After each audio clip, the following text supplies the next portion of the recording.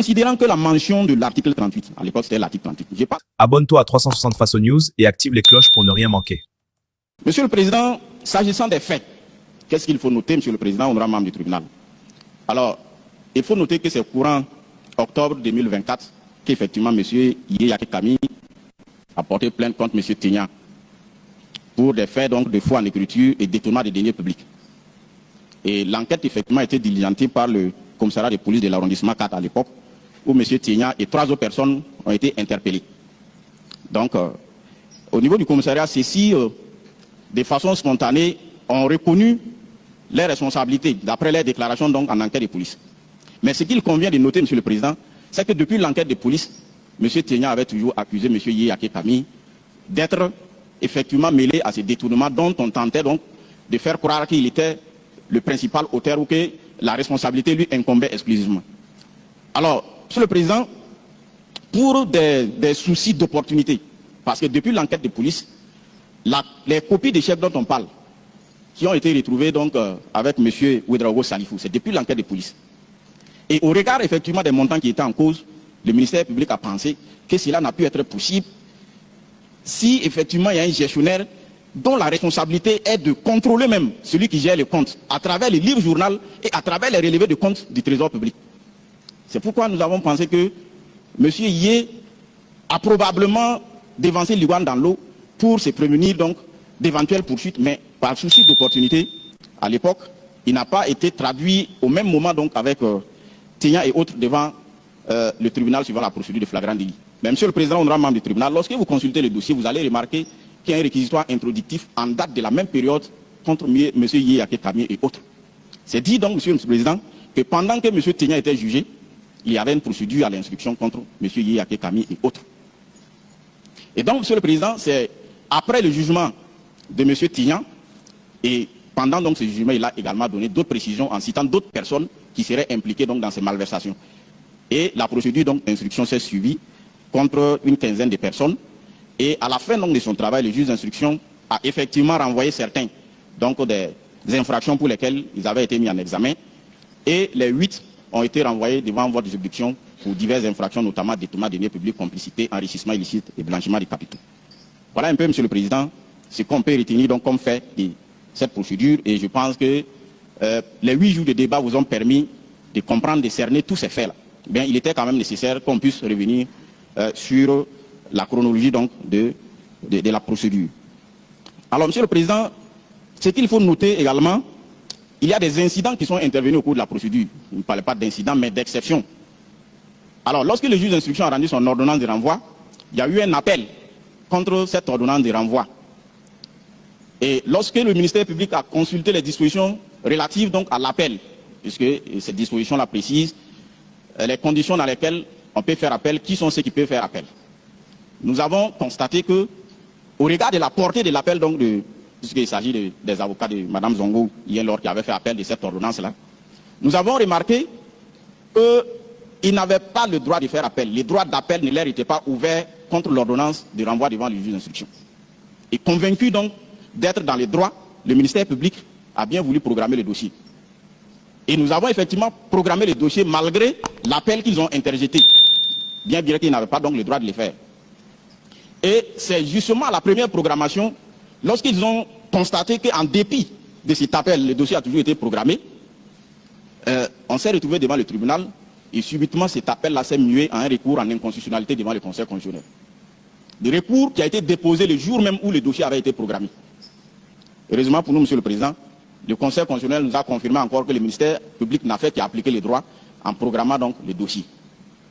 Et finalement, Monsieur le Président, je pense que ce recours est revenu encore sous une autre forme devant votre juridiction en exception d'incompétence. Donc voilà un peu, Monsieur le Président, pour des faits et de la procédure. Parlant maintenant donc de l'exception d'incompétence et de l'incident de faux qui a été relevé, Monsieur le Président, nous voudrons d'abord dire que nous maintenons les réquisitions que nous avons déjà prises donc, concernant cette exception lorsqu'elle a été soulevée. Mais nous voulons quand même rappeler, Monsieur le Président, que les critères d'appréciation de votre compétence ont été clairement définis par aussi bien le Conseil constitutionnel que vous trouverez également ces critères-là dans le code de procédure pénale. Mais Monsieur le Président, ce qu'il faut noter, ce qu'il faut arrêter, c'est que ce n'est pas la qualité de membre du gouvernement qui est l'unique critère d'appréciation de votre compétence. Ce n'est pas parce qu'on est membre du gouvernement qu'à partir de là, vous devez exclure votre compétence. Et en plus de cela, Monsieur le Président, le Conseil constitutionnel précise, et c'est en cela que c'est intéressant, puisque la question qui s'est posée, c'était de savoir est-ce que les faits, voilà, fondamentalement c'est la question qu'on se pose, est-ce que les faits que nous reprochons donc à Mme Zongo Lor ont été commis dans l'exercice de ses fonctions ou à l'occasion de l'exercice de ses fonctions. Et on aurait pu poser autrement le problème, Monsieur le Président, puisqu'il s'agit d'une question d'interprétation. Est-ce que, au regard des faits de l'espèce, on peut considérer que les faits reprochés à Mme Zongo Lor ont été commis dans l'exercice ou à l'occasion de l'exercice de ses fonctions? Et je pense, Monsieur le Président, que c'est vous qui devez dire si c'est le cas. C'est pourquoi nous avons estimé, lorsque donc nous avons abordé cette exception, que cette question-là relevait de votre appréciation souveraine. C'est à vous de dire si les faits pour lesquels nous l'avons traduit devant votre juridiction ont été commis dans l'exercice de ses fonctions ou à l'occasion de l'exercice de ses fonctions. C'est votre interprétation que nous attendons tous. Mais, Monsieur le Président, lorsqu'on se réfère au Code de procédure pénale, le Code ne dit pas, ou de façon générale, le Code pénal, on ne dit pas ce qu'il faut entendre par exercice à l'occasion, dans l'exercice de ses fonctions ou à l'occasion de l'exercice de ses fonctions, on ne dit pas. Il n'y a pas une définition, ou en tout cas, il n'y a pas un contenu qui est donné à ça. Donc, ça veut dire qu'au fond, ça vous revient encore. Et on aurait même pu poser autrement donc le problème, comme le Conseil constitutionnel, donc la Constitution emploie même la même notion, on aurait pu tout simplement demander au Conseil constitutionnel qu'est-ce qu'il faut entendre par exercice ou à l'occasion de l'exercice de ses fonctions. On aurait pu simplement poser la question comme ça. Ça aurait pu être une mesure d'instruction. Donc, comme il y a des débats, le tribunal aurait pu, bon, je vais m'éclairer, ce n'est pas interdit, on aurait pu demander au Conseil constitutionnel, dans la Constitution, par rapport à la responsabilité des membres du gouvernement, la Constitution emploie donc les notions exercice et à l'occasion de l'exercice des fonctions. Donc, que devons-nous entendre par exercice ou à l'occasion de l'exercice de ces fonctions? Mais Monsieur le Président, on a déjà la réponse à ça. On n'avait plus besoin donc de se livrer à cet exercice, puisque le Conseil constitutionnel lui-même a déjà donné une interprétation, en tout cas un contenu, à cette notion-là, à travers l'affaire d'Abilgou.